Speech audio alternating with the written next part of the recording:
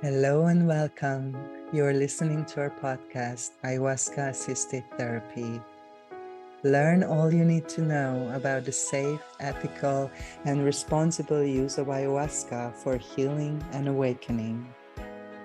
Meet the wisdom keepers, space holders, and guardians of this powerful plant ally. Hear directly from the people about their ayahuasca healing experience. To embark on your healing journey or to start a new career in psychedelic assisted therapy, go to my website, avatarhealingarts.com, and get in touch with me. Thank you for liking, subscribing, and sharing this video. Please leave a comment and enjoy this episode.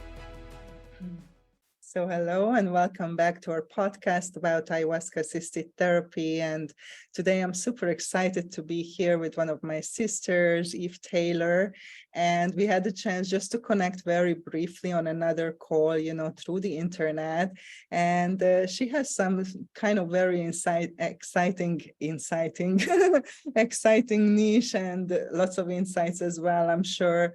So we are here to kind of a little bit dig into her life and her journey and her offerings, with this beautiful medicine. So welcome to the podcast. Thank you, my queen. I am so honored to be here in your presence, and thank you for opening up this space. And I'm looking forward to building our relationship through this call and allowing an audience to enter into us doing that. Wonderful. So I always start with asking people, how did you come across with the medicine? What's your personal story, your journey? What brought you here? And then what happened to you that made you kind of stick with it, since then? Well, I think that I was working with these molecules far before I had any awareness that I would be working with these molecules. I've been a psychedelic girl my whole life. Mushrooms were my drug of choice, or LSD.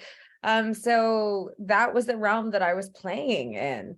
And although it was spent more recreationally, even when I wasn't going in with intention, I was getting some pretty profound insights.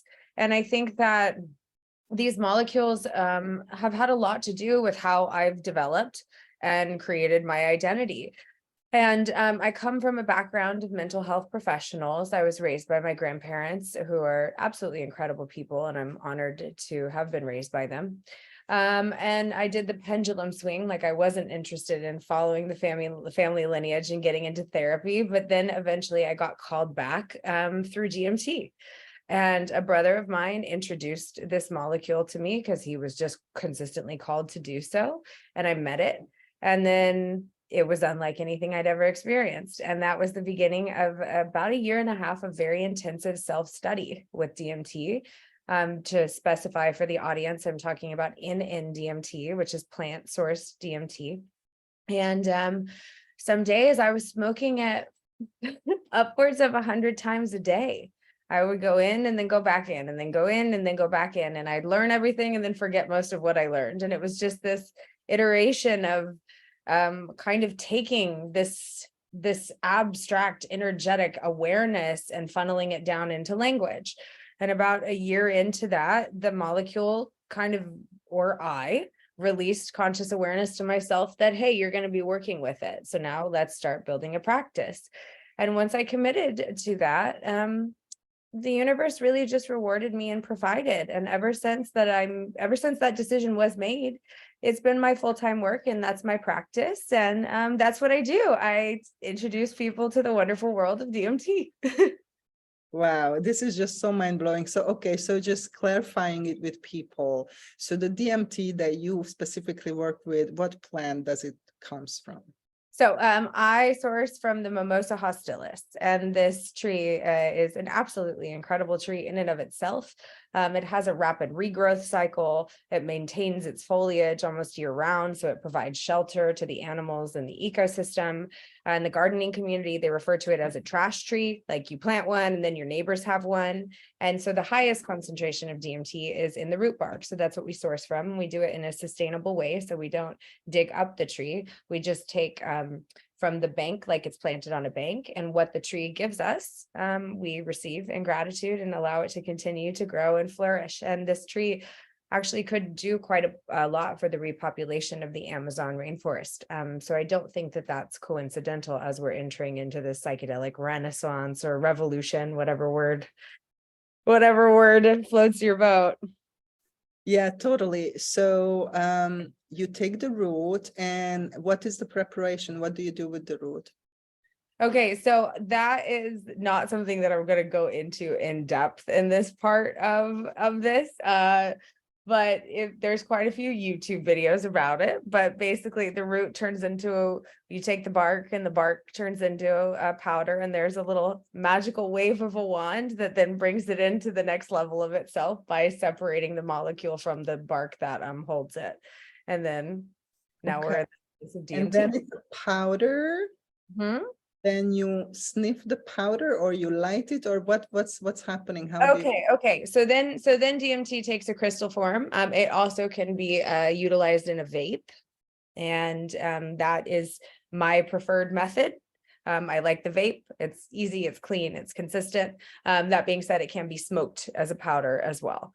And DMT, psilocybin pharmacologically is 4-PO-DMT. Ayahuasca has a DMT plant that is what activates it. So there's DMT kind of plays the role of this thread of whatever consciousness we're tapping into. So there's different ways to access DMT, including endogenous DMT.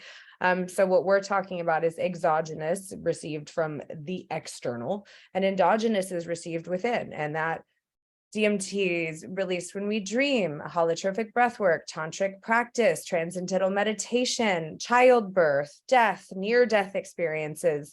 It's a molecule that's working out in the background. It's in the retina of primates, for example. So it's more than just in the pineal gland. So I think as we're destigmatizing psychedelics and those that were scheduled in the war on drugs, and research and science and spiritual communities are starting to come into alignment. I think there's a wealth of information that we're just tapping into as we collectively evolve our relationship with these molecules. Thank you so much for all this information, because I think a lot of people are not familiar with this specific form of DMT. Like, it's much more trendy, Bufo, the and then of course ayahuasca and versions of ayahuasca. So when you said that there were days when you smoked it 100 times of something, I just want people to understand this is not Bufo. That's not Bufo. This is not Bufo. Yes, so tell us a little bit about, can you say something about the difference, and what is the effect, what happens, when you are under, and how long it lasts? Absolutely. So the length of time with N-N-DMT is similar to both bufotenin or 5-MeO. It can be anywhere from 5 to 30 minutes. So in my experience, I do have experience with Bufo as well as 5-MeO. N-N is my zone of genius, but I have experienced the two enough times, I think, to speak on it. So from my experience with 5-MeO is that the goal of it is to bring you to baseline polarity. It's kind of like this instant awareness of the second dimension. I am everything or I am nothing. And occasionally Bufo will take you somewhere in between. So when Bufo, again, from my experience, and I have quite a few clients that have experienced it as well, when Bufo is kind of ready to show you what it's got, you get into this ultraviolet light where you've transcended emotion, you've transcended shape, you've transcended sound, you've transcended having an opinion about it. And then you're kind of just everything. And it's a little boring in there. First, it's absolutely magical. It's love. It's that. But really at its peak, there's no emotion around it, because an emotion is an observation, which creates the separation of the self, right? An emotion is me experiencing myself as something else. And then you kind of do back down to here. And I think 5-MeO is really brilliant as a touch point for somebody to feel that interconnectedness. It can be very transcendental, but what I think is what I think that there leaves to be desired in 5-MeO is there's not that much tangible, digestible information. It's a point of awareness. And this is why I think N-N-DMT is more workable, because what N-N-DMT does is it bridges the gap between here and there. So this 3-dimensional grounded plane where separation is incredibly convincing, and that touch point of I am absolutely everything, how do I build that ladder? And I think N-N-DMT, with the geometry and the texture and the imagery and the language and the telepathic conversations, really helps bridge that gap.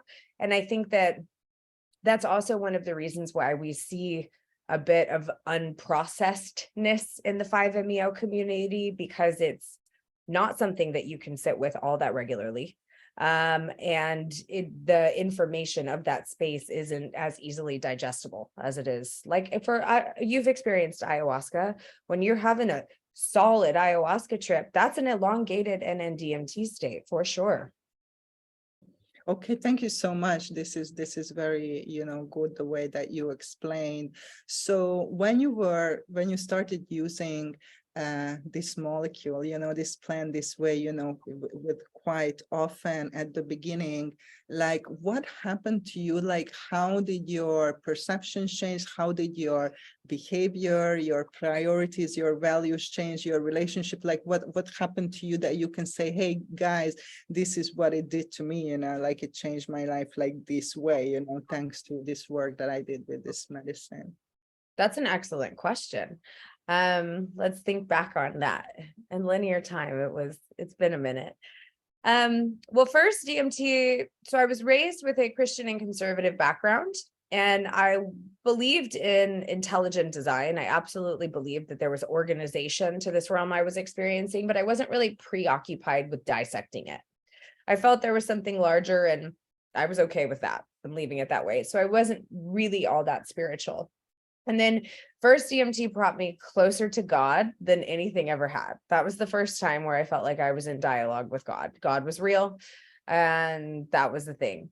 And then bit by bit, it started deconstructing this idea of divinity separate and bringing me into a cell of that divinity. And then through the lens of spirituality. So then first I became more spiritual, and then actually I started becoming quite mechanical. In terms of this is vibration. This is how we experience things. These are how things form. And it brought me ultimately into a state of neutrality where it was consistently holding me accountable in terms of any judgment I placed on someone was me experiencing myself, and then deconstructing that and ultimately reaching a place where I live in a state of radical responsibility. So I now have a pattern, because from my perception, the brain is pattern recognition software. So what it did with me being consistently in relationship with it was bring conscious awareness to my patterns that no longer served me, any residual victim mentality, any aspect of my personality that was a princess trapped in a tower of her own creation, any villainization of my parents, any kind of codependency, any resentment because I was doing things for others that I didn't really want to do. And it gave me back responsibility for all those behaviors. And as a very, very kind teacher, this is the feedback loop. This is what the result of this behavior looks like. How do you feel about that? Are you enjoying yourself? No, then change the behavior and you'll change the result. So consistently showing me the reality that I was creating as such a non-judgmental patient teacher all kept bringing me back into this state of awareness to now I'm at a point where I can pretty successfully, there leaves some to be desired, but I can pretty successfully regurgitate the information that I learned in that space because I was taught it and went back in and out so consistently. If that answers your question. Wow, totally. That sounds like a total dissolution of identity and then emerging like the more authentic self, obviously. So I don't have experience with this plant, but with the ayahuasca, often the guidance and the support that you got is often very symbolic and metaphorical, and you need to kind of decode it. And often you need outside support and help, to kind of integrate and make sense out of your experience. But how you explain your experience, it seems to me that you receive very, very clear guidance. So is that the case, or did you have somebody like a physical being guiding you as well with this plant, or how did that happen? I didn't. My relationship with DMT was DMT. It's my master teacher, and it still to this day is my most important relationship. So I learned directly from the molecule. Disclaimer, as I was deconstructing and reconstructing myself, I got weird for a few moments. There was that level of disconnection from reality. There was the misinterpretation of information, right? Jumping to conclusions, immediacy, that there was my friend saying, hey girl, you gonna be okay? Like, what's going on over there? So, which was part of my journey to bring me to a state in which I am very much equipped to do what I do. And I am very comfortable with this molecule. And that being said, although you could refer to me as a master of this molecule, I know that it's barely even introduced itself to me. So as much as I know and as in consistent communication as I am, I don't know shit about it. In terms of a guide, I think it is great to, if we're talking about people that are interested in getting into psychedelics in the space, I think that it's great to have a three-dimensional human or guide helping you integrate and prepare, and that can speak to you in your language, whether it's through the lens of spirituality or mathematics, or if we want to get into physics or cosmology, or if we're Eastern, even if we're going to look at it from a Christian lens, who is comfortable to speak to you in the way that you can help digest this and bring the benefits of this into your identity or the character that you're playing. And I think that also, where am I going with this? I think that it's also important to, when you're seeking out a guide, check in with how their process is, and if there's anything that triggers them. Why, what is that, and what do they have an opportunity to work through as well? Very true. Thank you. So what's your perspective on how often we should take medicine, how much medicine serves us? Can it be too much? What you did, is there any contraindications, like with other DMTs? There are some contraindications that you would say certain people should avoid it? That's a good question. So in my company, I utilize other experts. For example, I have a nurse practitioner that I work with religiously. They will do with our clients, we have a full medical intake. So whatever medications they're on, what their background is, family history of that. I have a vetting process, and I utilize, again, a healthcare professional to do that. And so these are some questions that she would be more equipped to answer. That being said, in terms of, although I do believe that it's schizophrenia or borderline personality disorder or even bipolar, I think that these molecules can be utilized in the not so distant future. I don't think that like we are equipped to do that right now. So those are definitely clients that I wouldn't. So basically, some practitioners that are looking to get into this space, there might be a little, oh, am I going to make it and be able to do this? So they take on clients out of feeling the necessity to take anybody that comes their way, and they could potentially endanger themselves and the person they're facilitating for.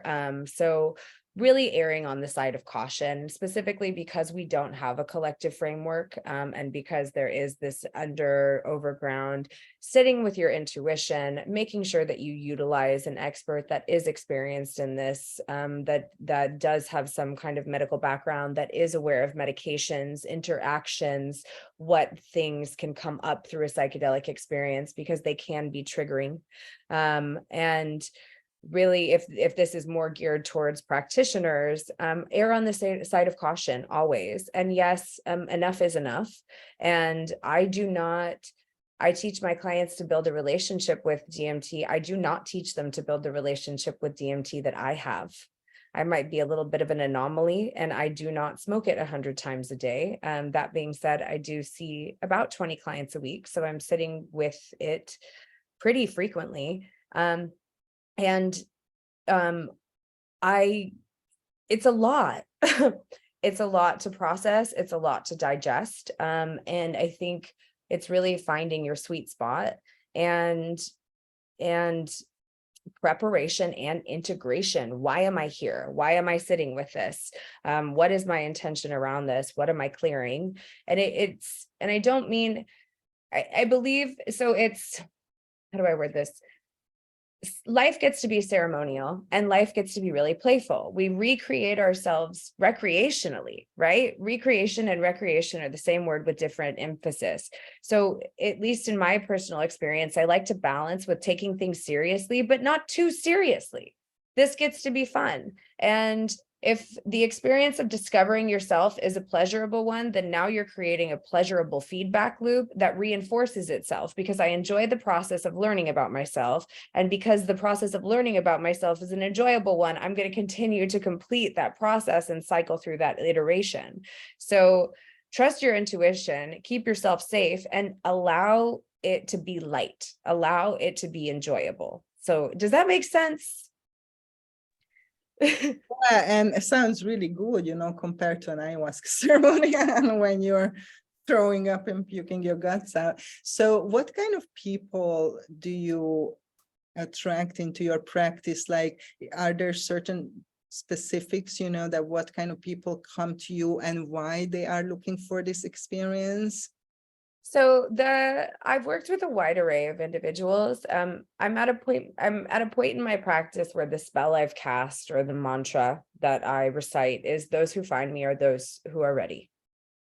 And I trust the universe that if it's somebody that's been doing the work ahead of time, like, this is what I've been doing, this is my focus, and I'm ready for it to work, then because they've been building these patterns, and I kind of get to come in and unlock it. And so congratulations on all the work you've done. This gets to be quick and easy and efficient. I also have those that they're at their last leg. They're like, this didn't work, this didn't work, this didn't work. And one of the main questions I ask is, are you ready for this too? Like, how attached are you to your narrative? Because if at the end of the day, you don't want to feel better, then nothing's going to help you. When you have chosen to step into the you that doesn't need to be a victim in your reality, then I can serve you there. That being said, I'm not the magic wand, you are.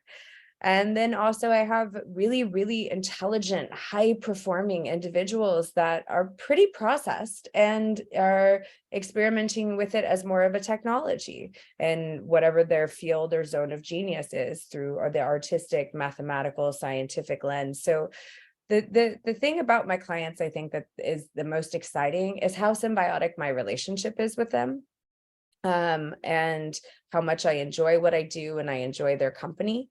And because I have such a beautiful and brilliant clientele, it makes my work sustainable.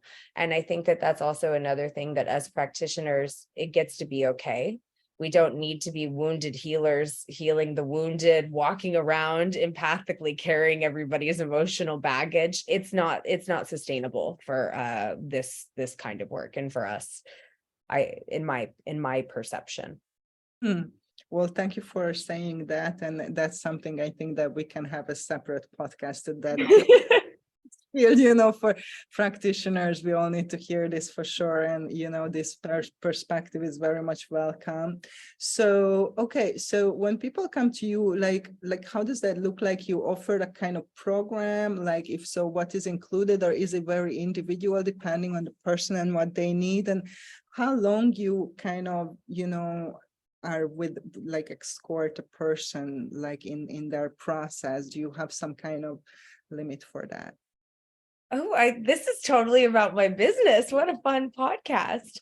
So I have my practice is referral based, and I work with my clients in a minimum of a 7-week container.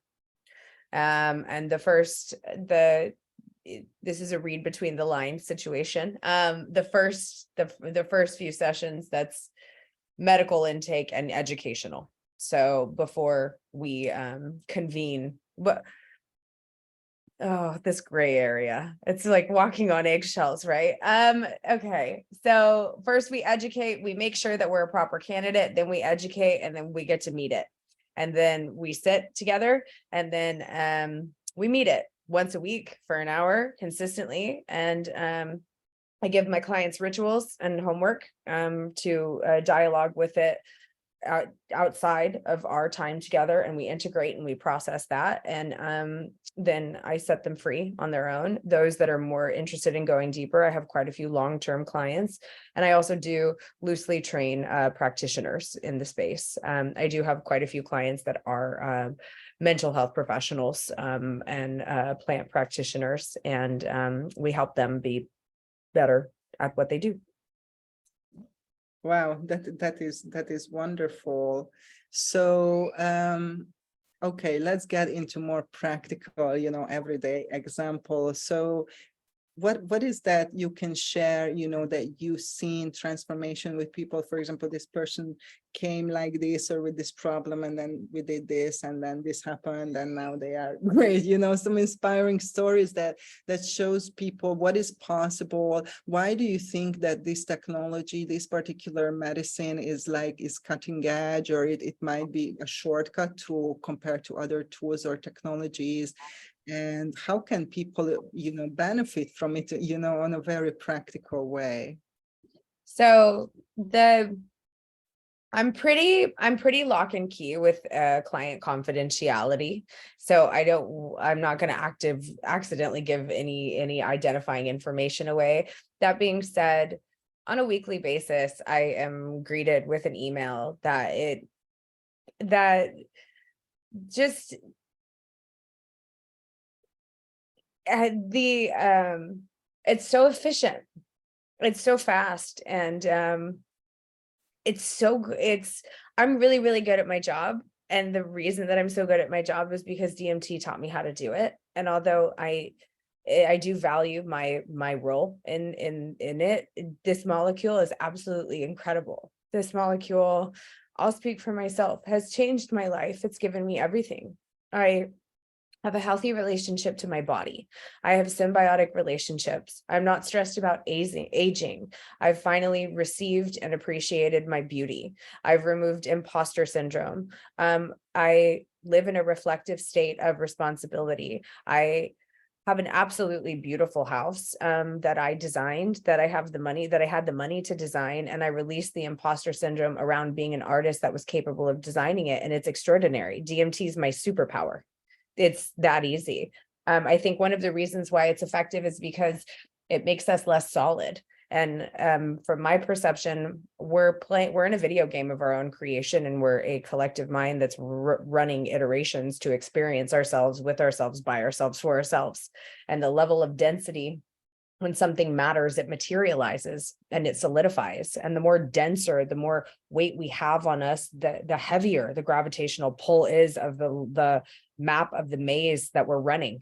And so DMT just kind of removes separation.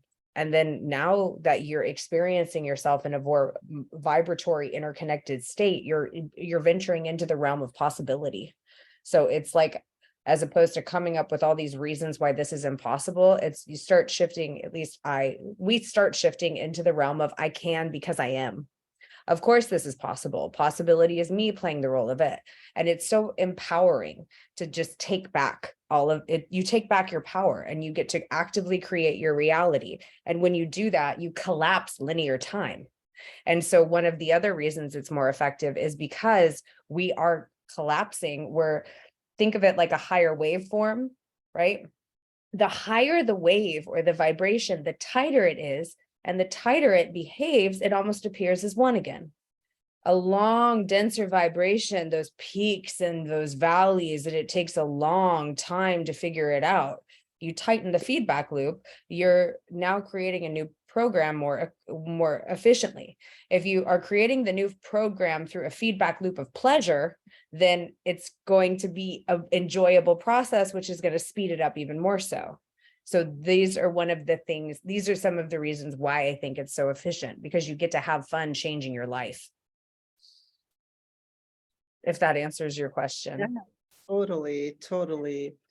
So do you think that, as you mentioned earlier, that we are the medicines, and these are tools, allies, technologies, supportive spirits, whatever, to help us. So like one of the messages that I received from the mother ayahuasca, that the more you heal, the less medicine you need. So the goal is not to rely on anything, not even the medicine. And so my understanding was that, like the more you heal and become whole, the less you need to sit with the medicine.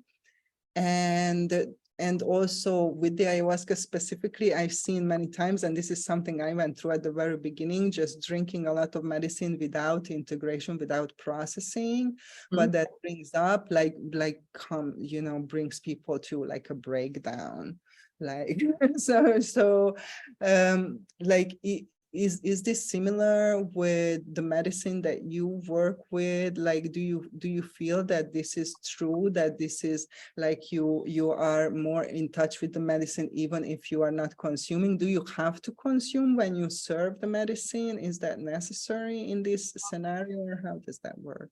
No, and I work with my clients remotely, but these yes, and it's a tool, right? What we get to do is we get to take a look at our relationship with anything, whatever vibration it presents. This is a relationship. Mushrooms are a relationship. Alcohol is a relationship. My dog is a relationship. We're developing a relationship. My phone is a relationship. Okay. I take responsibility of how I relate. And if this relationship is serving me, then I continue, but I check in with it. And the intelligence of these molecules, they will not be abused. And one of the things that's so smart about them is, although dose is an important part of it, they transcend dose. I've taken far less ayahuasca and gone way farther than if I'm pushing it with cups. And she's like, not today, sweetie. You're going to stay right here because here's where the lesson lies. Mushrooms do it. DMT does it. And that's one of the first things I teach my clients is when to put it down, when it's not calling you, because you're going through cycles and they're rituals. And this is a lesson I'm learning. And this is the ritual in which I learned that lesson. And when that lesson is complete, now I get to integrate it. And at least in my experience in the container I work with DMT, it's very good about it's counter addictive. So I'll have a client that says, hey, I didn't do my homework. I really wasn't feeling called to it. I'm sorry. I'm like, no apologies. If you weren't feeling called, you weren't feeling called. This is your relationship. Or I'll have another client that's, hey man, I'm feeling it. Like I'm feeling like every day. Is that okay? And I go, temporarily, if you're being called, sit with it and honor the call because you're in a lesson. And that's the benefit of ayahuasca is you're there for a few hours. It's a journey. The same thing with psilocybin. With DMT, you're popping in and out. So I like consistently jumping in for 5 to 7 minutes a week. And that's how the ritual gets completed. And does that make some sense? Yeah, it's very interesting. It's so different from the ayahuasca and how that is used in the ceremony and stuff. So it's very interesting to hear. Okay, very, very cool. Right. Anything that you would like to share with our audience that you feel passionate about right now, or that you would like to put out some kind of message for the people who are interested in this and they are like, oh, I'm not sure how to start.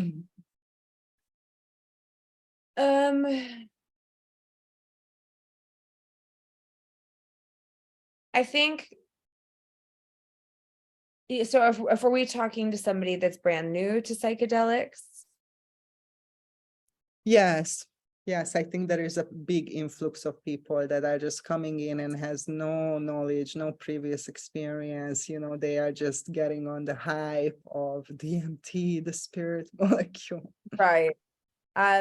Yeah, who you practice with is important. So absolutely do your due diligence and your research, because there is a hype or a craze happening right now. These molecules, these medicines, these teachers are so transformative in such a short period of time that somebody can experience self-awareness in that 6 hours more than they have in years. And because they are more processed than they've ever been, they get into this state of missionary where now I got to share it. And then they can only take you as far as they are themselves. So specifically, if you're a newcomer to the psychedelic space, I would do your research on your practitioner, because also sourcing of the molecule, the energy in which the molecule was made, extracted, all of this is vibration. And we're entering into a realm that's less concrete. When we journey, we're going into a vibrational space where you and I are more connected. So any of my shit's going to come with us as well. So having somebody that's integrated their shadow, has neutralized their triggers, that can hold your hand and really walk you through it, specifically if you've got some heavy experiences that you're ready to unpack. I think that's important. Also, taking a look at how you would like to approach a ceremony.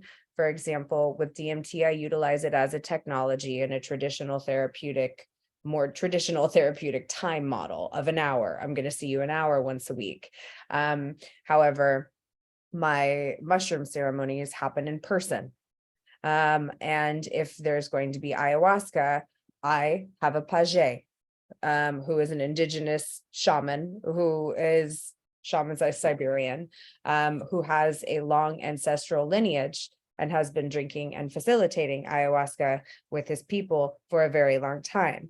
So it's also, I'm more than equipped to teach you, walk you through the world of DMT and mushrooms, but even I, with all my experience, know to respect the indigenous tradition and the Icaros and the music of how these healers do their magic.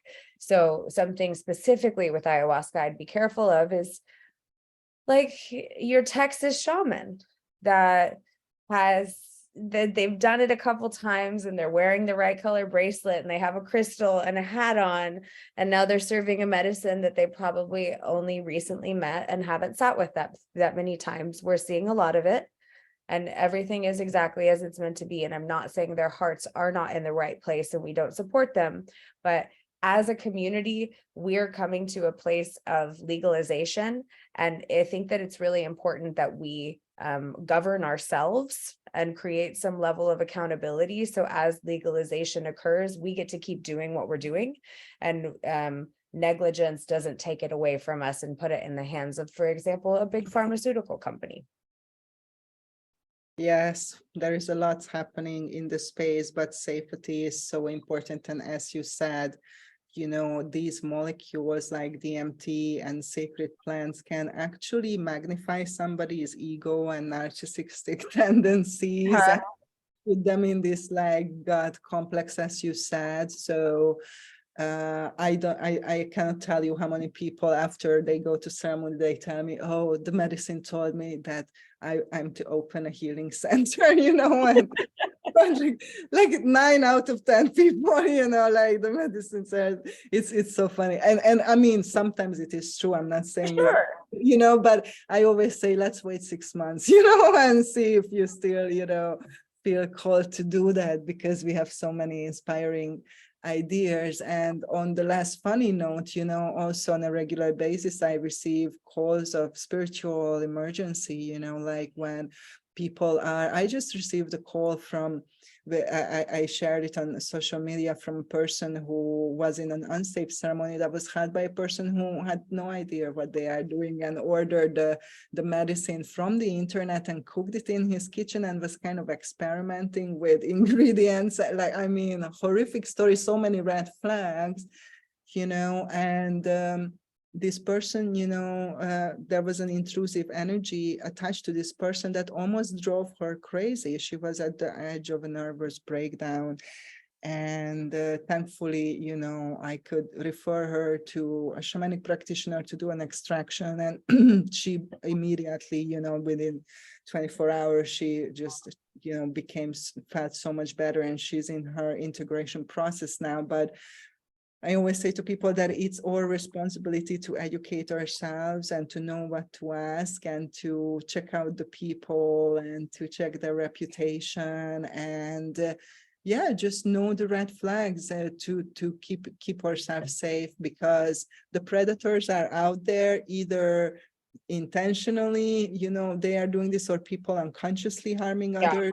Like, both can happen, obviously, but we have to acknowledge that, and we have to be prepared. And this is something I learned kind of, a little bit the hard way. And that's why we are sharing so much information about it. And if a practitioner is ethical, they will provide you with all this information. As you mentioned, they will have an intake form, they will have other professionals, healthcare professionals, doctors working with them, they will have a team of people, so on and so forth. And they're not going to just take on anybody just for this. Right. That's another, I did send multiple people, I refer them to other practitioners with other technologies and stuff like that, because this is I wouldn't say that the medicine is dangerous. I don't believe the medicine is dangerous, that people are dangerous, and they can use the medicine or abuse or misuse these molecules, these medicines, in an unsafe way. And that can be harmful for the people who are, in that space, even though maybe you are not the one who is doing that, right? Right. I agree completely. And it's a great thing to point out. Sometimes it's subconscious, right?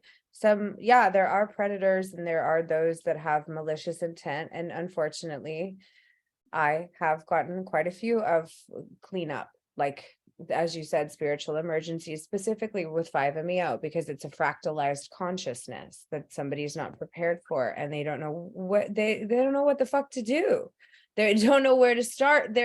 So we here we go, and we get to clean it up and piece it all back together very calmly. But it's knowing when somebody's not a candidate or not ready for that, knowing what the dose is, knowing when a little is enough, knowing, just trusting your intuition as a facilitator, and also trusting your intuition as the recipient.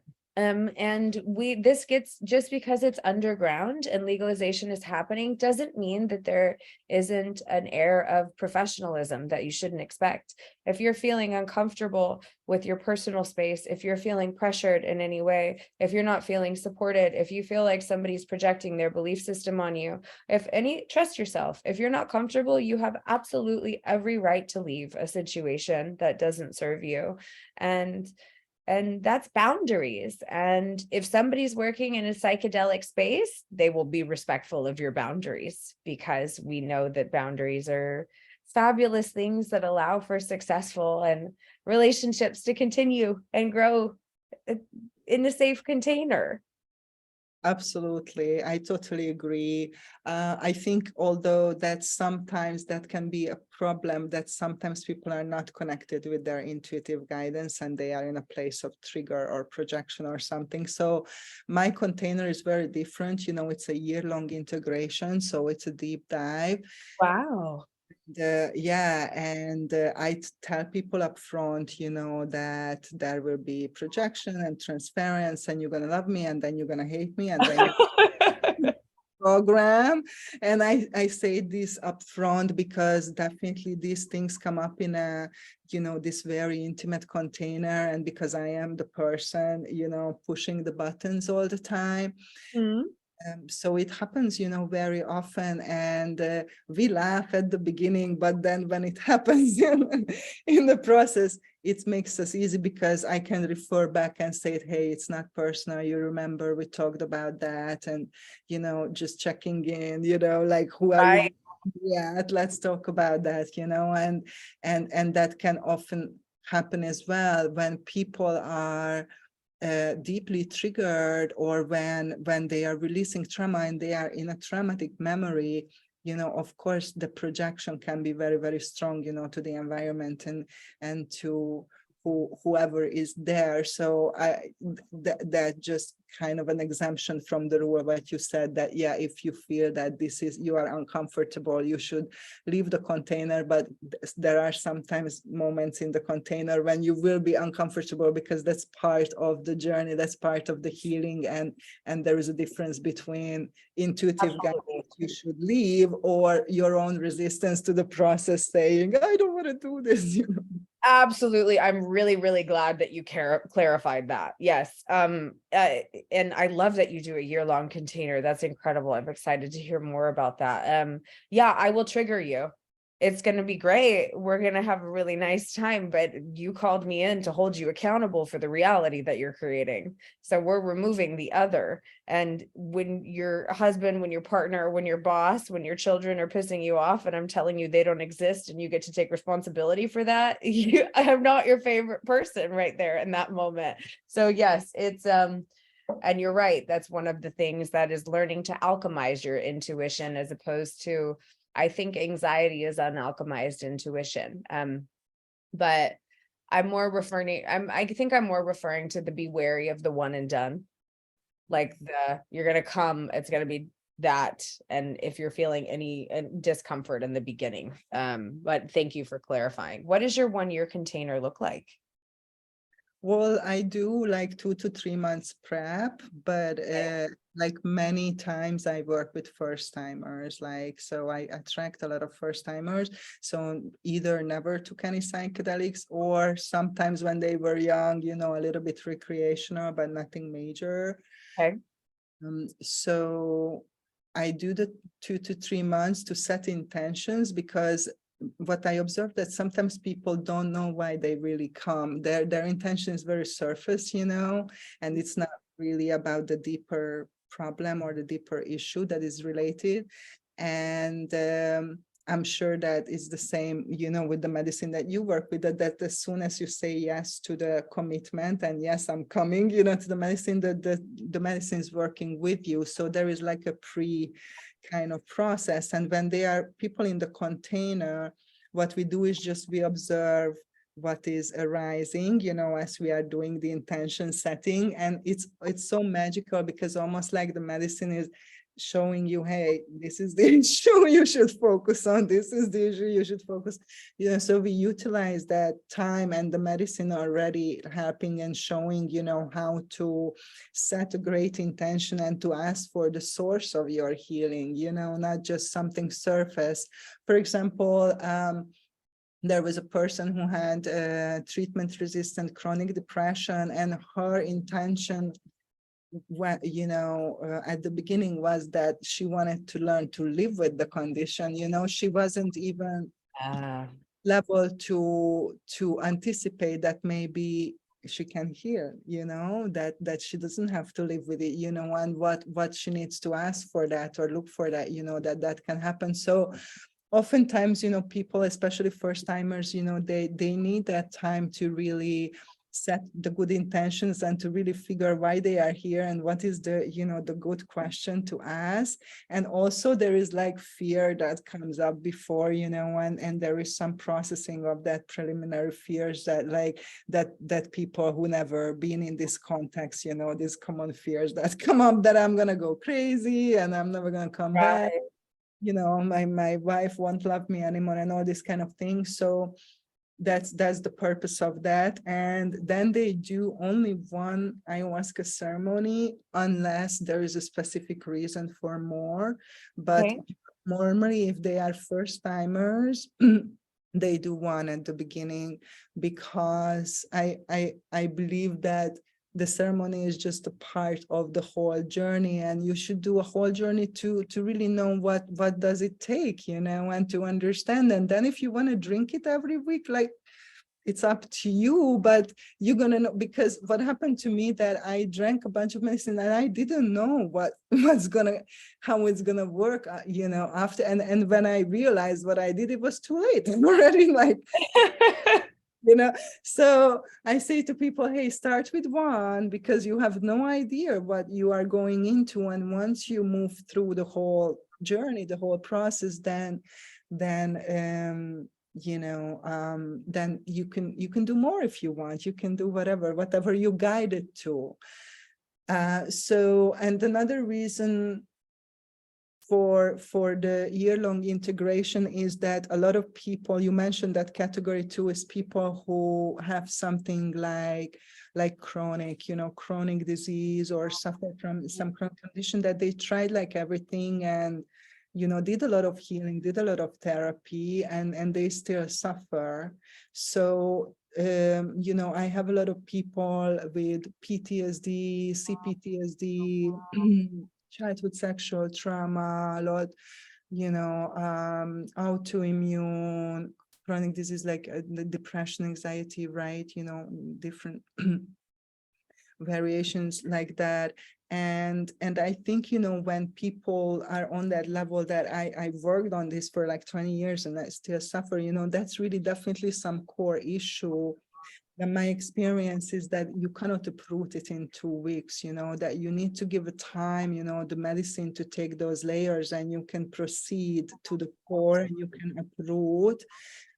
Because if it would come up all at once, I think it would re-traumatize people. It would be too much to process, So I observed that there is an intelligence in the medicine, and then and the ceremony catalyzes this death and rebirth process, that this cycle, this one round of the medicine wheel, whatever, that you go through, counting from the ceremony, and in that cycle you have an opportunity to set yourself free from that burden or that whatever, to become aware what that is and to set yourself free. But it does take time, and that was my experience with people and with my own process, that it took about a year, because the first 4 to 6 months, you are in the underworld, in the dark night of the soul, or your shit is coming up, release. You become aware, like, how fucked up you are in your head, and all that kind of stuff. And so it's not, so and then you start, shifting it, working with it, changing it. It's very energetic first. It's not so much visible, change in the outside. And then, 6 months, you start stabilize and start moving into that rebirth energy, into that emergence of the more authentic self, and to to bring that into the everyday practical life, and to bring it into habits, into behavior, into application, right? So what this container does, it holds the hands of people for for quite a bit of time. It's more than a year-long container, but they learn processing, so it's a teaching process. And then if they keep working with medicines or whatever, they won't need to come to me anymore, because they have their tools, they have their understanding of the process, of the framework, they've been through it. So I think that's the other reason why it's a little bit longer, because I teach people these skills, and this understanding how to navigate, so then they can navigate. They are empowered to navigate on their own, and they won't need a guide. That's the whole purpose, right? Empowerment, as you said, personal empowerment, rely upon me, on my program, the medicine, whatever. But I feel that when people don't have this container, then they lose a lot of possibility of healing and growth, because they are afraid to go there. If it's some trauma or something that is painful, it's like, I don't know what to do, it's too overwhelming, rather not touch it. Or they stuck in there, okay, I'm facing it, but I don't know what to do with it. It's overwhelming, and can be stuck, they can abandon the whole path, they can regress back into old habitual behavior because, okay, this is not working for me, they are like just halfway through. So, I mean, I was the same at the beginning. I so didn't understand, that everybody focuses on the ceremony and the visions and everything. And I didn't understand that that's just the beginning of the process, and we have to view it in perspective, the whole journey, and have some patience in this world, which is instant, like you want everything instantly and heal instantly and change your life instantly and get rich instantly. And Right. I don't think it works that way. If you really want to change something deeply, like you need some time for that, even with these technologies that are, I believe they are a shortcut. They really Right. process. And I think, oh man, if I had a year, I have some clients that I've had a year with, and like, wow, it's incredible what we do, because consistency is key. And also, when you spend a year reprogramming yourself, imagine the layers and the safety and the accountability that's in that, because you're speaking that language. And so you're teaching them a language that you've learned and helping hold their hand through it. And that is also very empowering as well, because if we do our jobs correctly, we become less important and you become more equipped to do it by yourself. And I honor that as well. And also, in terms of the immediacy, I love immediacy. That being said, the minute you get what you want, your dopamine goes down. So the purpose of life is the process. It's something I like to say that, when you're waiting for to get life, that's death. You're done. So allowing the journey to be the point, and allowing, because it's not sustainable to just go into medicine space. I've done it. It's not sustainable. And sometimes you don't really get all that much information, because you stay in the same ritual on repeat. So I think it's a very good thing to point out. And I really do respect the length of your container and that consistency. And I honor that. And I really appreciate that you're spending that much time with people, my sister. That's wonderful. Thank you. Well, as you said, it's not for everybody, it's geared towards specific situations and people. And I think that you can have a great experience in a shorter container as well. So I think it's great that there's so many different offerings, in the space, because people can really, intuitively choose, their path, because everybody is different. And it's so beautiful to see how the medicines are coming through more and more practitioners, so to say, to be shared, how everybody has their individual signature, obviously, because you have your own personal filters. So what would you say, to just wrap it up for today, the molecule that you work with, how is that different and better compared to other technologies and tools that you come across? So obviously, that's not the ultimate, there are many valid paths, but I definitely think it is different, and maybe you can say that is better some way. What would you say? I think that I don't like to live in a comparative space, because for it to be better, that means something must be less than. I think that it's incredibly magical without needing to compete with the other. I think the interesting thing about DMT is how it forms, how I experience it in a shorter way. And that is part of that immediacy and that program and that technology. You experience it, you drink it, you digest it, you journey with it, and it behaves more maternal in nature. The mushrooms are another way. Breathing is one way. Really experiencing touch without expectation in a divine partnership is another way. The birthing process is another way. We have DMT in the retina, so maybe we're using it to project the hologram. So I think what's very exciting is, as we're starting to kind of weave together all of these different languages and these beliefs, and I think we're collectively getting to a place where we're ready to stop arguing with each other and be less reactive and start saying, hey, what do we have in common and what do we agree on? And I'm really looking forward to the next level of the collective and society and the direction that we're heading. And I'm grateful for all of these molecules, these plants, these medicines for coming forth. For us, I know, right? It makes me kind of cry, and our willingness to utilize them and share with them, because I think that the collective consciousness is ready for the next level, and they're getting us to a more pleasurable state of experiencing ourselves. It's that. For that. Do you would you like to share, I don't know if you have some availability, or would you like to stay in incognito, or where can people find you if they want to find you? So if they would like to find me, they can email me. That's the best way to get a hold of me. And it is the THE Elevador with a D, ELEVADOR group, GROUP @gmail.com. And I do work with clients in the United States. I see most of my clients remotely. Yes, because we forgot to say that you live in Brazil, correct? Yes, and I live in Brazil. So I also do see clients. I do have clients come for intensive with me in Brazil. I'm set up for that. Awesome. Thank you so much for sharing with us about this like super magical and exciting topic today. And I hope that you will be back on the podcast. Thank you, sister.